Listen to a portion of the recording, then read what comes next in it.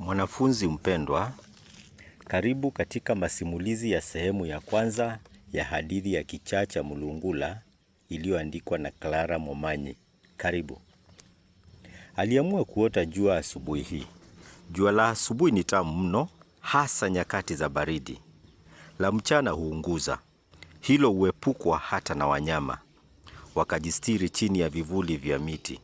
Loshani aliamua leo hatoki ng'o. Amechoshwa na safari za kila siku za kusaka kibarua, usiseme ajira. Baada ya kuhitimu masomo yake ya chuo kikuu miaka 2 iliyopita, alikuwa shughulini akisaka kazi ambayo ilimwambaa kama pepo mchafu. Shahada ya biashara na mauzo aliyopata sasa aliona kama ndoto tu, ndoto isiyotimika, ndoto ambayo haikuwa na uhalisi wowote. Cheti alichopokea akakiona kama karatasi isiyomfaa kwa chochote. Kikasalia tu karatasi iliyong'ang'ania nafasi katika sanduku lake lililokuwa limesaki karatasi na vyeti mbalimbali alivyopokea katika safari yake ya elimu. Kwa nini mtu asome hadi chuo kikuu kisha arudi kutuama nyumbani kama maji ya mtungi? Hivyo ndivyo ilivyo hata kwa watu wenye mapungufu ya viungo. Hao dunia haitambui hekima na maarifa ya watu kama hao. Alihisi kuwa dunia ilimpa kisogo baada ya kumshawishi asome. Dunia ikamkumbusha kwamba kutokana na ulemavu wake asingeweza kuchangia katika maendeleo ya nchi yake. Kwamba alifanywa hisani tu kusoma hadi chuo kikuu. Vinginevyo angekuwa mwandanguu tu, ombaomba tu kwenye njia na vijia vya mji. Mawazo kama hayo ndiyo yaliyomtosa katika jitimai. Nyavu za mawazo zilimsonga akili hadi akaamua leo haendi popote. Aliamua kuliota jua huru la Mungu, astaradhi katika joto lake na kujiliwaza. Alikaa pale kwa muda ila akili yake haikustaradhi.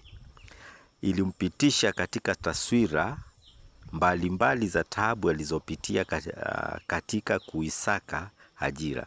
Alikuwa ameingia katika mitandao ya mawasiliano, akavinjari katika tovuti nyingi za ulimwengu. Humo alituma maombi ya kazi mbalimbali zilizohusiana na kozi yake aliyosomea. Hakufaulu kupata kazi. Sikuambii kujibiwa. Je, watu hawa pia walijua nina ulemavu ndio maana hata hawanijibu? Alishangaa.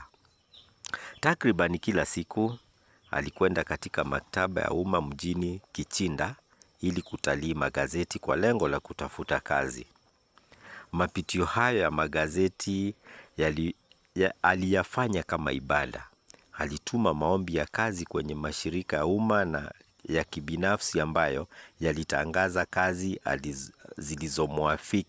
zilizoafiki kosi aliyosomea. Ajabu ni kwamba hata hapa hakufanikiwa. Hakuna ujumbe wowote aliupokea ukimwambia kwamba ombi lake halikufaulu. Ajabu akili hii. Kwani watu hawa ni katili kiasi gani? Aliwaza.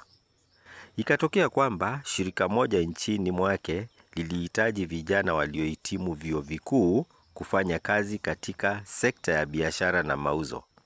Loshani alihisi kwamba sasa mlango wa heri ulikuwa ukifunguka taratibu. Alipotuma maombi, alibahatika kuitwa katika mahojiano. Mama, sina nguo nzuri za kuvaa, zote ni chakavu mno. Naona nitakosa kazi hiyo, Loshani alimwambia mama alipokuwa akijitayarisha kuhudhuria mahojiano. Vaa tu lile shati unalovaa kila siku. Bora liwe safi mwanangu. Sio nguo inayokwenda kuhojiwa, ni wewe. Binasiroi alimjibu mwanawe. Shati hili moja tu, kauka nikuvae, halifai mama. Limechunjuka rangi mno, na suruali nao vivyo hivyo. Isitoshe, viatu ni vya kanda mbili. Kimoja kimeanza hata kukatika. Si nitachekwa mama? Loshani alilalama. Mimi sioni kama kuna shida hapo. Nenda ukadhihirishie yale uliofunzwa. Wala usiangalie mapungufu yako ya viungo au mavazi. Ikiwa imeandikwa kuwa kazi ni yako, bila shaka utaipata. Wino wa Mungu haufutiki na upungufu